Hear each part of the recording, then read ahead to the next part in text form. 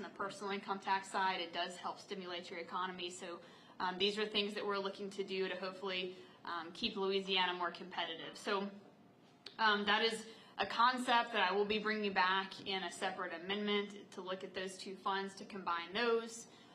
We'll also be individually looking at the payment from the Education Quality Trust Fund to the TRSL. I would like to have further debate on that. I think toward the end there were a lot of questions and some concerns and a little bit of confusion about what that did on the retired teacher side. I just want to be very clear. There were positive effects on the retirement funds of teachers moving forward because we were helping to pay down that debt. I think there were just some concerns that unfortunately we were not able to fully address, and so I'm hoping that with the longer session, more debate, more conversation about it, we'll be able to address some of those concerns and move forward with that. We'll also be looking on the inventory side. Representative Desatel is going to have a constitutional amendment and a statutory companion bill to look into the locals having the option to pull back the inventory tax and to eliminate on their side. So that is something we want to continue on. That will be a separate amendment. So I'm excited to continue these conversations. I hope that we'll have a lot of public engagement. I think we really did. I think you probably saw more public engagement in the last couple of months on some of these topics. And it was very exciting because to me, I got to have a lot of really good conversations with constituents. I think a lot of members did. Very proud of our freshman legislators who really dug in and tried to answer some of those questions. And so, I do think that we'll have some positive outcomes from this. We certainly understand that there were just too many questions with that larger amendment. So we will be looking to break it up and hopefully continue down that path of trying to reduce our rates. So I guess with that, I'll hand it over to Jack or answer any questions. I don't know. We want Jack to speak first and then we can answer questions. Okay. Thank you, Julie. My name is Jack McFarland, for those of you that do not know me. I represent District 13. It's North Louisiana. It's Wynne, Jackson, Bienville, and Natchitoches parishes. I serve at the pleasure of the Speaker as Chairman of the House Appropriations Committee. And I'd like to agree with what my colleague stated, that insurance is definitely still in a crisis, especially for the auto industry and on the commercial side as well. We did make some significant strides last year in the property insurance market, and I think that already our citizens are beginning to see the results of those measures that were passed last year. We've seen additional markets open up, and so I think it's encouraging. Now we have to do the same thing for the auto industry. The auto side of insurance, more specifically the commercial as well. As a business owner who owns multiple big trucks, I'm very much aware of the challenges that's associated with operating your business and paying these high premiums. Our constituents overall and overwhelmingly are asking us to come back here and once again work on that. So I'm encouraged. I have seen several of the things that's been discussed. I have had at-length conversations with Chairman Gabe Furman of the House Insurance Committee, as well as multiple members who are bringing multiple pieces of legislation. So I'm encouraged that we will address that and be able to put something now on the governor's desk that he can sign, and we can start moving Louisiana forward again. As the budget goes, this year we are facing a $194 million shortfall.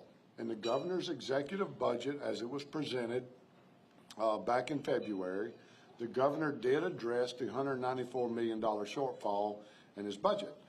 In the fall of 2024, we did something for the first time. The House Appropriations Committee, we held budget hearings.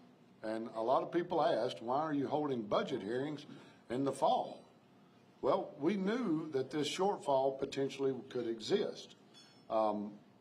Obviously, it would have been a lot easier had the constitutional amendments passed. The budget shortfalls would have been addressed. But since it didn't, we prepared for the budget that we knew we had based on the last revenue estimating forecast. So With that said, we know that the $194 million shortfall exists this year, $86 million next year, $571 million the next, and $668 million the next. So there are still things that we have to begin to do to prepare for the shortfalls, not just this year, but for those in future years. And I do agree with Ms. Emerson that we do have to continue to do a better job of working toward our constitutional amendments, putting forth amendments that the voters have, and we have to do a better job of explaining those, but those are still things that are necessary for Louisiana to continue to move forward. Now, the question has come back to me, and I want to go ahead and be upfront with it now. I've already been asked multiple times about the teacher stipend. But I'm still encouraged by members and the public that the teacher stipend is a priority. Our education system is on the rise in Louisiana. You've heard that reported. Teachers are playing a large role in that. We have made significant efforts the last year to reduce some of the burdens that we've placed on teachers with all the testing and, I call it big government being looking over their shoulders. We've heard from them. We asked them, what can we do to make your job easier and better? We heard that message, and we took some of those suggestions and we put them into law last year. And now I'm tasked again with, okay, well, since the constitutional amendment failed, how are we going to address a $194 million shortfall and a $198 million teacher stipend? Well, to be perfectly frank and honest with you, it's going to be through cuts. There will be reductions in agencies and requests. That is the only way we can do that. So will there be some pain and not so happy agencies? Look, our agencies still have other requests. Requests have still come in for additional dollars. But where we find ourselves is with a $194 million shortfall. And now finding $198 million in the budget for the teacher stipend. But I am encouraged. I work with a wonderful group of people in the Appropriations Committee. We put a lot of hours in. If you don't know, we've been meeting for the past 3 weeks already and looking at the budget. But it doesn't stop there. We even work in the off season. But look, I'm encouraged and I'm open to questions now. Elise? Now, some of you I do know, so some of you I don't. So if I call you by name, and if I don't be offended, please. I'm curious what you can tell us about how the federal cuts are impacting your budget process. Yeah, definitely. So right now, there are some things that have started to move forward. One of them is it's a food program from the farmers to our local schools. That program that I'm aware of is being cut is about $3.5 million, and it is providing Louisiana-fed beef and chicken and other things to our students through our schools. It is still important. I think that as we work through the process, some of those things that are going to be coming down from the federal government, some I do not know, many I do not know. Let me emphasize that. But on that one program I do know about, we are going to make a concerted effort to find the resources to make sure we take care of those children. 3 things that I've always been felt like we were responsible for: our children, our seniors, and our disabled. And so I think that we hear a lot of conversations and a lot of talk about other educational cuts. I haven't seen those yet. We've heard about health care cuts, have not seen those. So right now I'm still operating and preparing a budget without any of those other reductions. But as they come along, those are things that we will have to address. And just to clarify, so you gave that one example, you said that there are a number of other areas that you've heard about, but you haven't, they haven't come across your desk.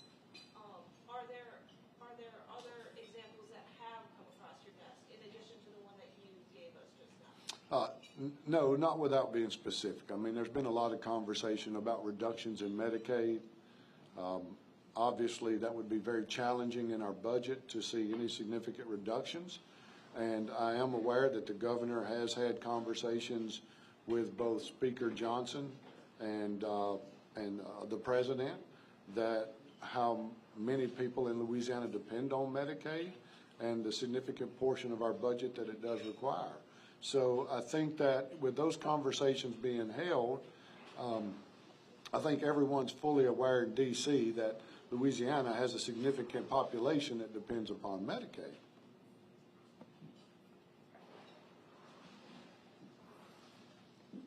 With AARP Louisiana. Chairman McFarland, for the past several years, the legislature has been able to include additional waiver services for seniors in the state's budget. These are cost-effective alternatives to nursing homes, and they've also been life-saving to many of our seniors and adults with disabilities. Is this something that you and the committee would be willing to continue during the 2025 legislative session? It is one of those things that, once again, we will be reevaluating in our conversation, excuse me, in our conversations during appropriations. I have met with those individuals previously and will continue to meet with them again.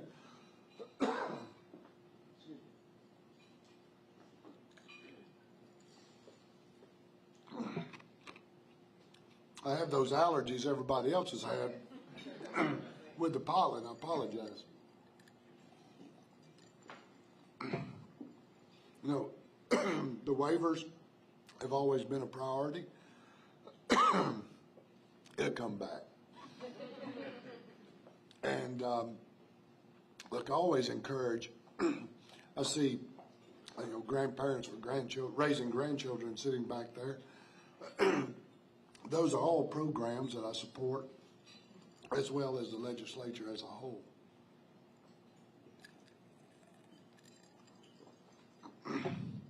Okay, that's better. Mr. Slade. So I saw a bill that you had filed, pre-filed, involving the Revenue Stabilization Trust Fund.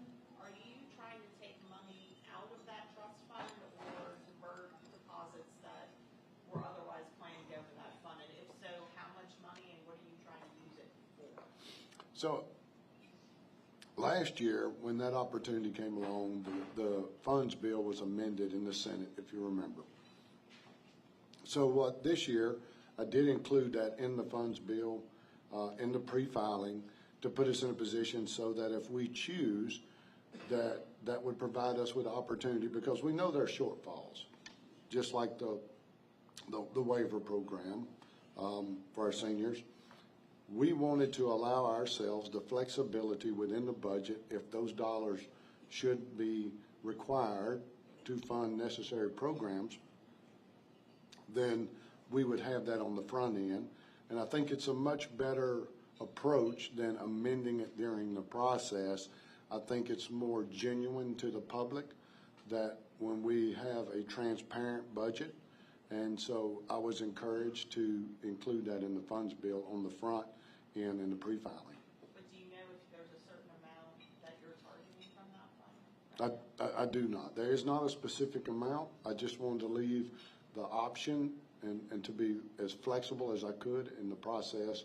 And look, I do think that as we get into the next REC meeting, which may not be until sometime the first or second week of May, I would like to believe that our economy is doing a little bit better. We've had a lot of announcements, and it is, I think, beginning to stimulate some of our workforce and our opportunities.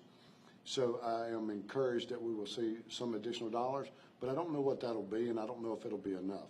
So should that require those additional dollars, then I just want us to have the ability to have that access. All tools in the toolbox right now. So with Baton Rouge Business Report, we saw that you went on a turkey hunting trip with the governor, fellow legislative leaders, and two prominent Louisiana trial attorneys last week. Gobble, gobble. To discuss legislative priorities around auto insurance. Uh-huh. Can you just talk a little bit about what those conversations look like and what might come out of the trip and Yeah, absolutely. So, obviously, I was not, since I do not sit on the insurance committee, but I am one of those individuals for the last 10 years that has proposed and even was fortunate enough to have legislation passed last year and signed by the governor. I had a direct action bill that I was able to advance. I'd tried for several years. Those were conversations just like that one that we had across the spectrum. And when I say that, I think it's important that we all remember that we should be communicating with everyone, all sides of this. And so just like on that trip, obviously we had the plaintiff attorneys, a couple that was there, and we heard their side of it and how things were affecting them and what things that were being proposed. We got their perspective of it. Obviously, as someone who is in business and has carried legislation with the business and industry groups and also with the insurance groups, because I've carried several other bills trying to reduce insurance rates, it was important to have another perspective. And last year, when I was carrying the direct action bill, that was the first time that I can tell you I actually sat down with any of the plaintiffs and got their perspective. And so I was encouraged at that opportunity. Then definitely I felt compelled to sit down with everyone that has a stake in this and see if we could come to some compromise or some solution. And that should not be a bad thing. That should be a good thing. I think that's what you all should expect us to do, is to communicate with everyone involved.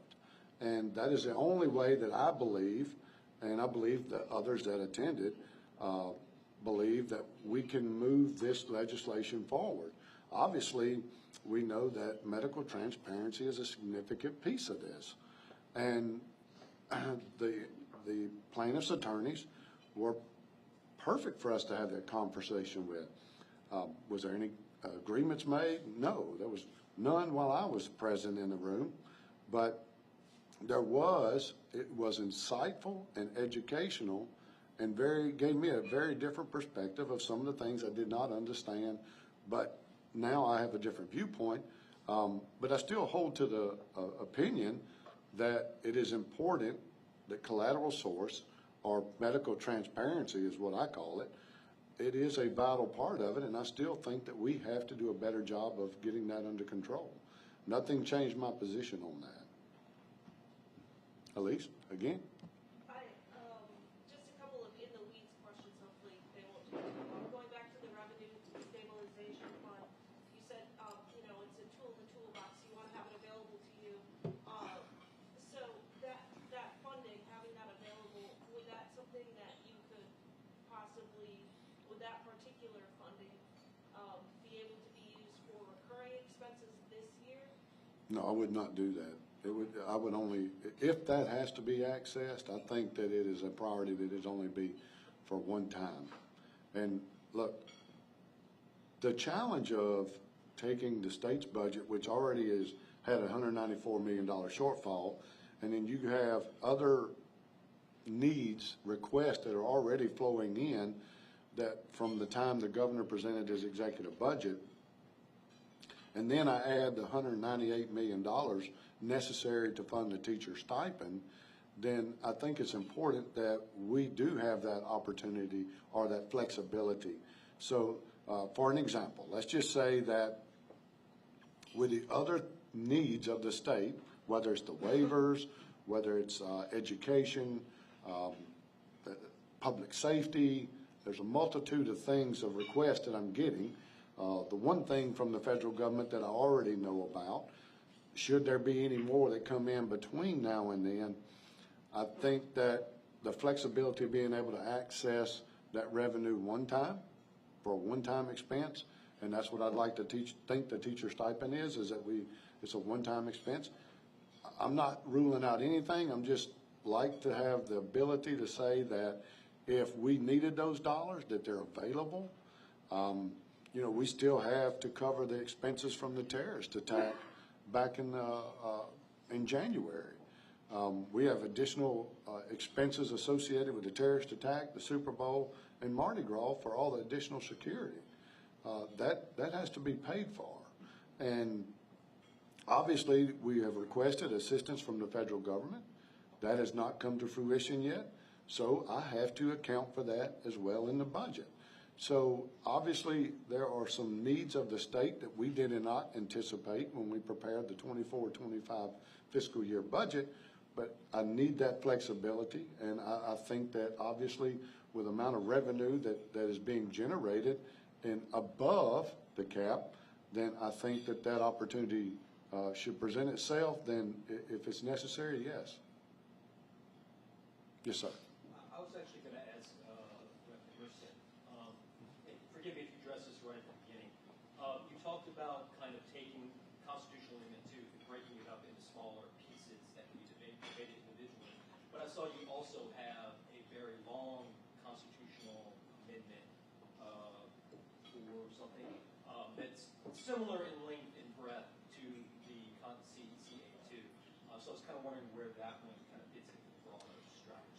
Yeah, it may seem similar, but it is actually, I would say, quite different. The reason for its length, obviously, is because of the nature of the Article 7 rewrite and having all of that language in there. We did leave out all references to any changes in property tax exemptions. And I would say that even in its first introduction in the committee, you'll probably see some things amended out. I referenced the fact that Representative Desautels had a bill that was going to deal with the inventory tax piece, and so I would imagine that if we decide to go the route of having that one on its own, that we would amend it out of the rewrite. Same thing with severance tax. Representative Bagley has one that references that. So that would, and obviously I took the teacher part out of that one as well. So I believe you'll probably see that one pared down. That was more about trying to get something that was, I guess, caught all of the things that we were trying to accomplish while removing some of the things we know we need to deal with individually. So you'll probably see some extensive amendments on that one, but we needed to get that one filed and where we can have further conversations about it. Yes, ma'am. Julie, you have pre-filed a constitutional amendment that looks like it's doing the dissolving of the education trust funds and paying the TRSL debt, Yeah. but it didn't seem to have on first review the teacher pay component. Right, because I ran out of general bills. So Representative Carlson has the statutory companion for the teacher pay. Okay, so you are anticipating that it would still function the same way or where we get Correct. teacher pay? Yep. Yes, sir. Would you concede that the amendment opponents did a much more effective job in using social media, particularly TikTok, and especially for Amendment 3, which I know had nothing to do with the Amendment 2, but the effectiveness of saying why you're in there, vote no on everything. And going forward, will the proponents, do you anticipate doing a better job of using those social media, particularly TikTok? Well, I think I'll have to concede that the opponents did a better job because they won. So yeah. Obviously, I mentioned before, I was very encouraged by the level of engagement that I saw lawmakers have with the public all over social media and personally as well. I hope that continues. Actually, I hope that that's a trend that continues throughout all things. Look, I certainly do understand that there were a lot of questions because there were a lot of different components of this. It was a whole article rewrite. We definitely swung for the fences on it. We were trying to fix, potentially reverse, alter things that had been added over 50 years that we really felt like we needed to do to help Louisiana continue to move in a better direction. Obviously, as I mentioned before, we are trying to be competitive with our surrounding states. So we felt like a lot of the things in that bill were important fiscal reform measures, but certainly we'll concede that we can do it better. I don't think when you look in the history of the Louisiana Legislature, when you make big changes, a lot of times they do take multiple times, and a lot of questions arise. So I'm excited to try to answer some of those. And yeah, of course, I think we learned a lot over the last couple of months about what people want, what people don't want. Again, I think the biggest thing was just smaller pieces of it to try to address individual things at one time. So we'll be looking to do a lot of that. Well, a quick follow-up, will it Yeah. be removal of all church-related language on any second suite of the? Well, as I mentioned, there is no altering of property tax exemptions. Those are all remaining whole in the Constitution with the bill that was introduced. Sorry, I didn't catch it. Yes, ma'am. Is the ideal scenario for you for any Article 7 changes that do pass the legislature, would you like to see those on the ballot November 2026?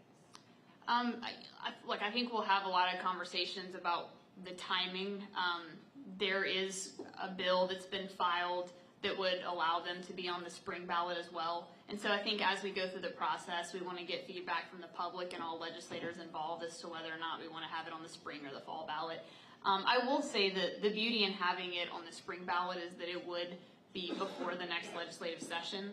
And so especially when it comes to the combining of those funds, you talked a lot about the Revenue Stabilization Fund with Representative McFarland. That's recurring revenue. I want to be very clear about it. Even though when it goes into the fund, when we take it out, we want to use that on one-time expenses, but that is recurring revenue that is from the overage of corporate income and corporate franchise collections. And so that's money that's going to continue to go into, the Revenue Stabilization Fund for now. But it is recurring revenue, so we would like to be able to utilize it for either recurring expenses or reducing rates. This is a question for maybe both you and Rep. McFarland. Am I understanding, would it be correct to assume that the ideal scenario would be to implement the teacher pay raise using the method that you had hoped to with Amendment 2? Would you like to see that happen this session? So, and obviously that's in reference to the separate constitutional amendment with that payment. And look, obviously we'll have a lot of policy and philosophical debates about utilizing that money, but that is money that the state has held in a fund for a very long time. I understand there are some sub-funds, but that fund was to be utilized for educational purposes. And, paying down the debt for our retired teacher fund, I still think is a good purpose.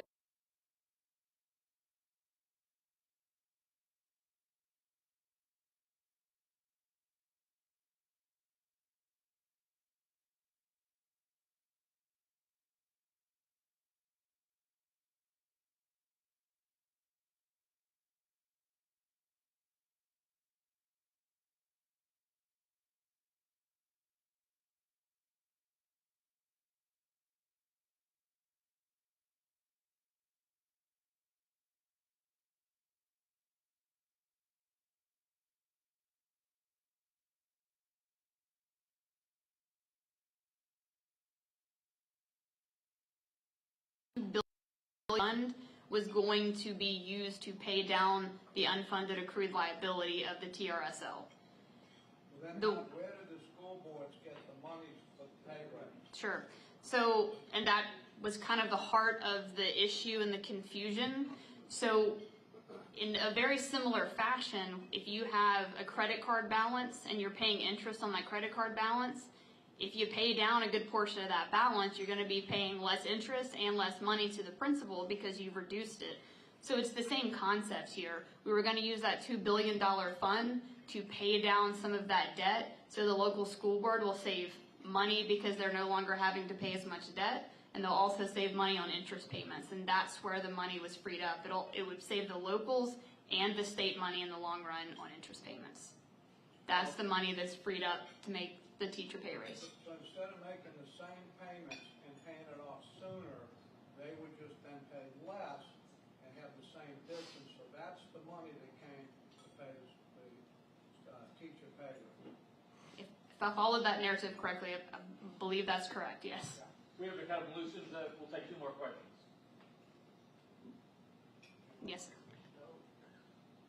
If the sales tax rolls off shortly, would that revenue be greater than $160 million? getting ready to roll off?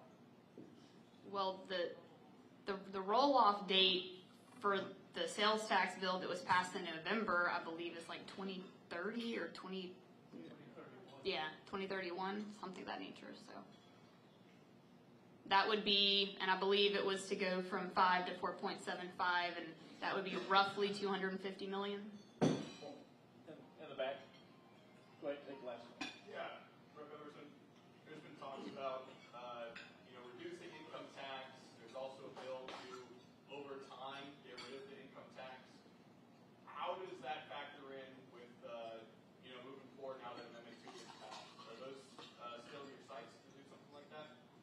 Yeah, good question. I mean, obviously that's a big reason why we're trying to revisit some of the aspects, because certainly, and I'm not sure if this has been mentioned before, but the amount of money that's going into the Revenue Stabilization Fund on average right now is a little over $1 billion. And so that's why it's important to put that recurring revenue back into the general fund, because just that alone could help us incredibly reduce income tax rates. 1% of the personal income tax is roughly $1 billion.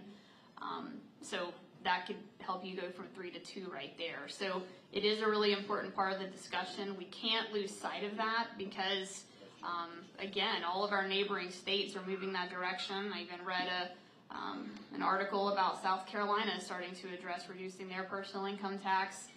As I mentioned before, Mississippi is on that pathway now, and so we have to keep that in our sights if we want to remain competitive on that level. If I can follow up, how do you factor in these budget shortfalls with, that would be a major, hit to the budget? Well, I will tell you, and I don't mean to make light of this, but considering all of the different budget shortfalls that Chairman McFarland and I have experienced in our 10 years in the legislature, $194 million is not as significant as we faced before. So I would tell you, obviously, the governor and all the legislators are very committed to trying to find places that we can be more efficient with our tax dollars. We're going to continue to do that. But also, look, as far as the multi-year projections that Chairman McFarland discussed, I think we would both admit that those are projections. Obviously, we don't know exactly where we are until we get to those years and we get to the revenue estimating conference to know where we're going to be for that fiscal year. Obviously, we hope our economy picks up. A big goal of a lot of these tax reform changes that we did in November was to stimulate our economy. So we are hoping that it will change that trajectory, and we will not be facing quite the budget shortfalls we think we will. And Representative McFarland, if you wanted to Yeah, if you want to follow. wrap up as well. So I want to go back to a question Elise had asked. One of the additional issues we have also was with Office of Motor Vehicles. Everyone knows the challenge of when you go, will the computer system be up, will it be down? Look, we have constituents having to take off work, go back. I mean, it's created a significant issue, along with having the real ID, which is going to be required by the federal government. So Office of Motor Vehicles, it was a change last week. Brian Adams is now the Office of Motor Vehicles Secretary. And those additional dollars is going to be necessary to fund the new computer system to get that up to date. I mean, we heard this morning in appropriations that, look, it was still operating on COBOL. And I mean, many do not even realize how old that is. Those are things that, you don't always plan for. Those are things that should have already been addressed.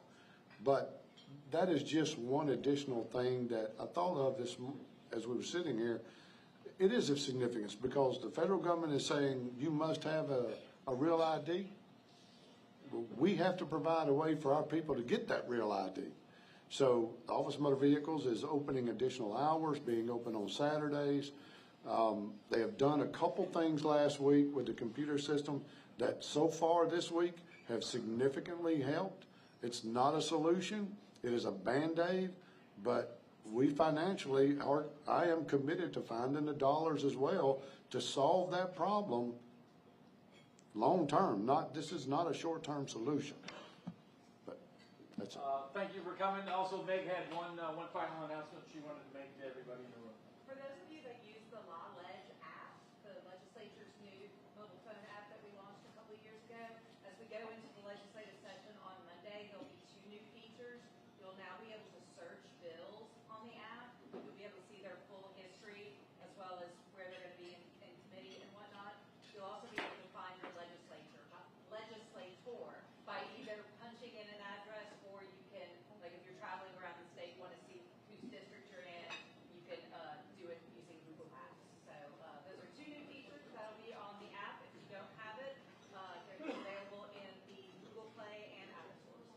All right, we will not be here next week because the session will be opening.